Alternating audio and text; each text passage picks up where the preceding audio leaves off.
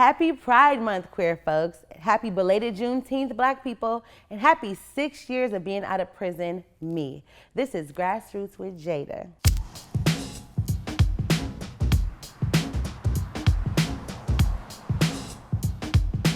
Saying happy belated Juneteenth is kind of funny, since the end of slavery in Texas was essentially belated 2 years and 6 months after the Emancipation Proclamation went into effect. I guess I could even say happy belated January 1st, 1863. Speaking of enslaved people, American racism and separating children from their parents isn't new.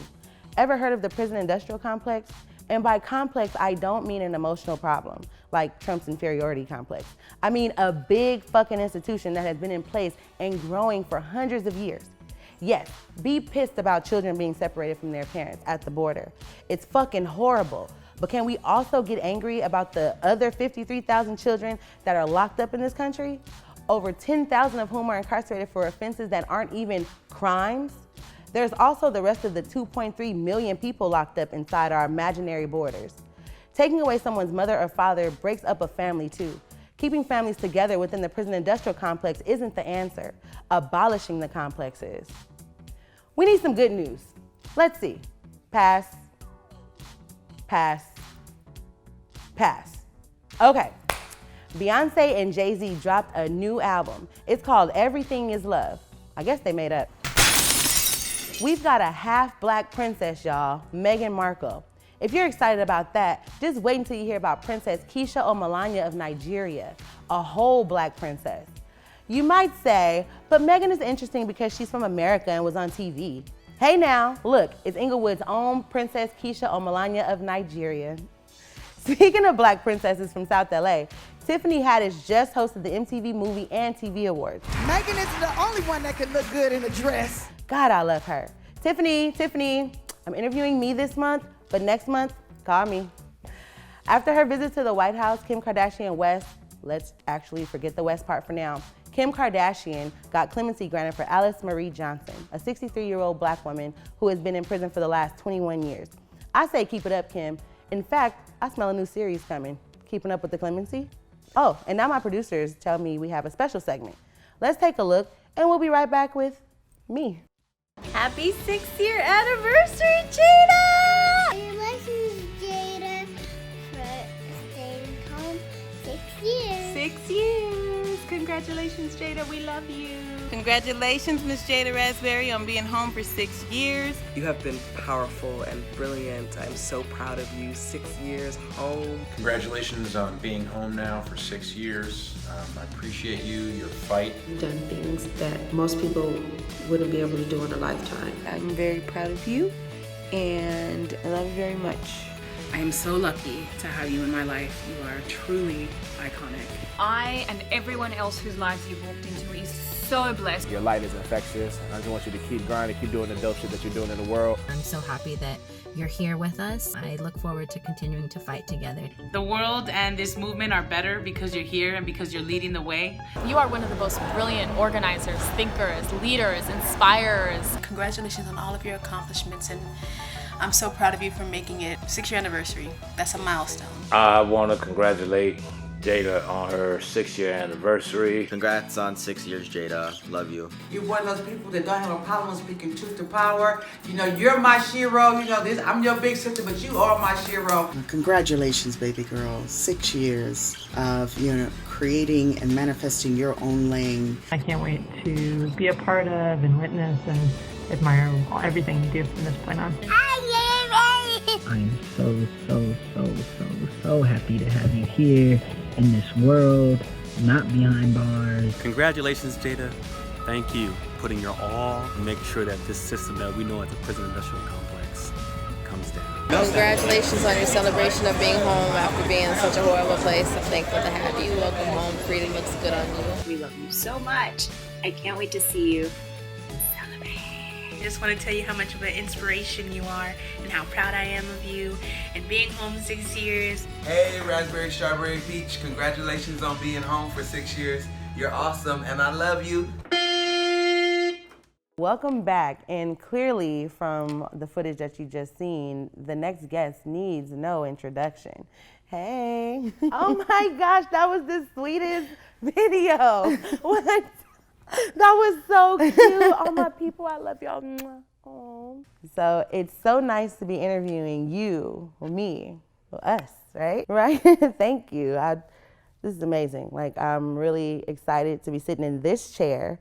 I'm used to sitting over there, but you know, now I get to relax and feel on this soft pink, what is this? Velvet? Velour? Something soft. Fleece? I don't know. It's something soft to the touch. Well, you and I don't need to do any small talk, clearly. We're quite close.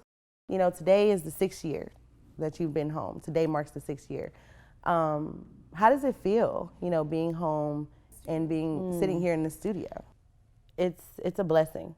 It feels really good. I feel like I'm in my element right now. And, you know, compared to how I felt 6 years ago and how I feel now, oh my God, I'm so grounded at this point. I'm just really, I can't thank God more for, you know, everything that I've accomplished and that I've been able to do. And being able to talk to you right now, like, you know, it's a blessing. It's good. Did you see yourself being the fierce activist that you are today? Oh, of course.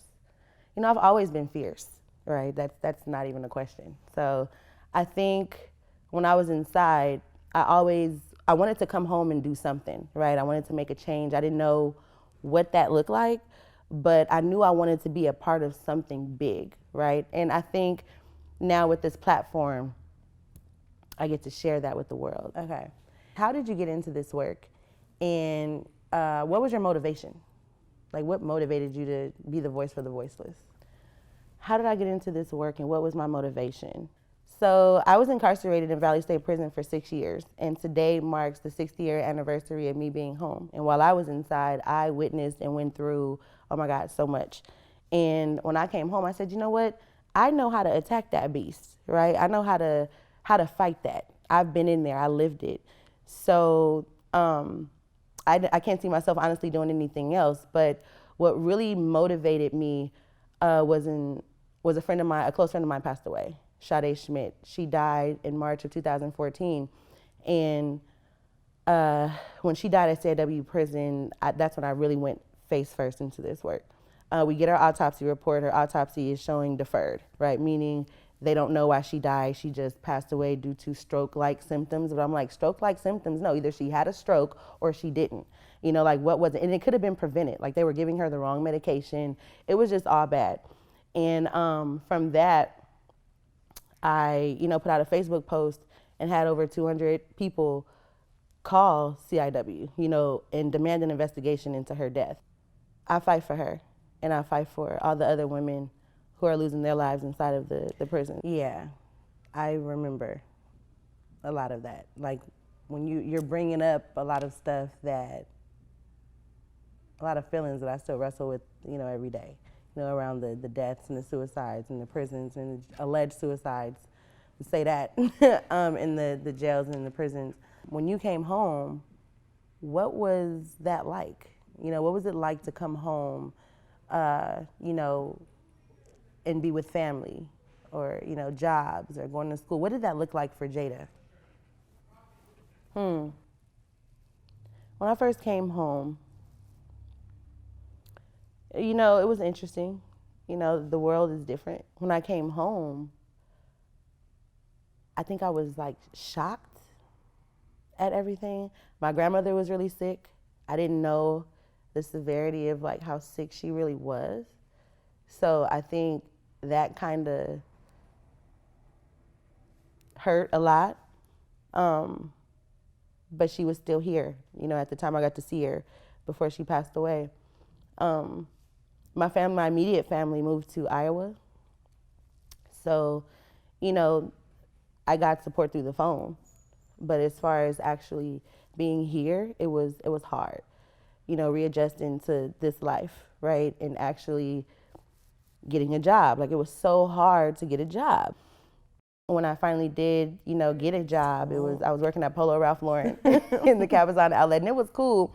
But I was like, this is not for me. So I went to the Capitol.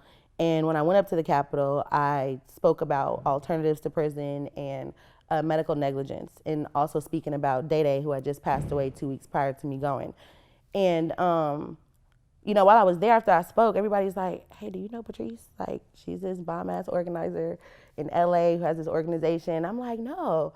And so I look her up on Facebook. I'm like, we have all these mutual friends. And like, we meet at a mutual friend's birthday party and we click instantly, you know? And she's like, I'm gonna have somebody call you. And she did, you know, she had Carla reach out and call me, and I've been stuck ever since. Dignity and Power Now. Tell me about this amazing organization. Dignity and Power Now is a grassroots organization based in Los Angeles who fight to end mass incarceration and restore dignity in formerly incarcerated people, their loved ones, and their communities. We center people who are LGBTQ and Black and brown because as we know, we're the main ones affected by police and sheriff violence. You know, we're also the ones who make up the numbers in the jails and in the prisons. The organization was founded by Patrisse Cullors, who is also one of the co-founders of Black Lives Matter. And you know, she created this organization 6 years ago because at the time there was not a body of people who were taking on the sheriff's department, right? Everybody was focused on the LAPD and what they were doing. But what folks fail to understand is the sheriff's department is a whole nother body who are killing people inside of the jails. This organization, the creation of it, was near and dear to her because of what happened with her brother, right? So in the late 90s, her brother was brutalized inside of the county jail, right? He suffers from schizoaffective disorder. And, you know, at the time, Patrisse and her family didn't know that there were other folks out there like her, right? They didn't know that there were other people out there who had been brutalized, who had been dying, whose family was going through the same thing as her.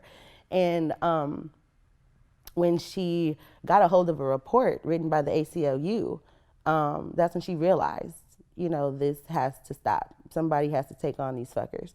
And she did, and she created this organization, and we're tiny but mighty, but we do amazing fucking work. Like, no lie, we are the shit. And I'm not just saying that because, you know, I'm deputy director over there, but I'm saying that because it's the truth. I hear that you also have a performance arts piece. Mm-hmm. Yes, so I did an art piece, a one-woman monologue, directed by Patrisse Cullors, called Healing the Wounds of Incarceration. And this performance arts piece is basically my day in a cell. So I had to really recreate what that felt like for me inside. So we have a clip here. So let's take a look at the clip. Let's take a look.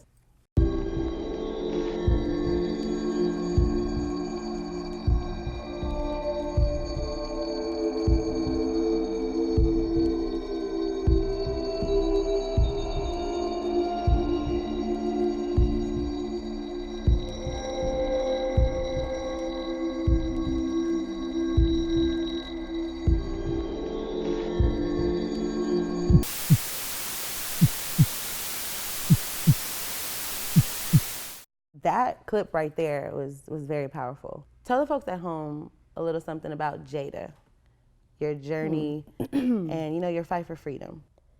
One thing I want people to know about Jayda is I love everybody. You know, I do. And I'm very sensitive. I'm really shy too. You might not believe it, but I'm really, really shy. And I'm a person. I'm functional, but I'm not okay. And, you know, this journey has truly been exactly that, a journey. And I'm still on it. And I'm gonna forever be on it, you know, because I lost a piece of myself when I went to prison. And now, you know, it's up to me to rebuild that. It's up to me to be the best person that I can be, right? And I think that's what shapes my work. I'm able to humanize everything that I touch because I'm so sensitive, right? And I used to be like, no, I don't want to cry, I don't want to do this, I don't want to do that, but Life Jennings said it best. Crying is like taking your soul through the laundromat, right? And I feel like my journey is full of blood, sweat, and tears. You know, it's never ending. It's never ending. And I think about my life before I went to prison and how I used to be, and I miss that person. But I'm okay with me today. I am. But right now, I'm outside of the box. I'm able to look at you and, I'm proud of the woman you've become. And let's just keep pushing, right? We in this together? I'm excited. All right. Well, thank you guys for tuning in to this very special Grassroots with Jayda. So really quick, last week the Los Angeles County Board of Supervisors voted yes on building the new mental health jail. Now, we don't need a new mental health jail. So what I need folks to do at home is to go to the reformlajails.com website /find and find a location near you so that way you can go and sign the petition, okay? Sign the petition in person. You cannot sign it online. We have to stop these jails from being constructed. So please, please, please, again, the website is reformlajails.com /find. Find the nearest location to you and sign. Have a blessed one, y'all. To another 6 years. Mwah.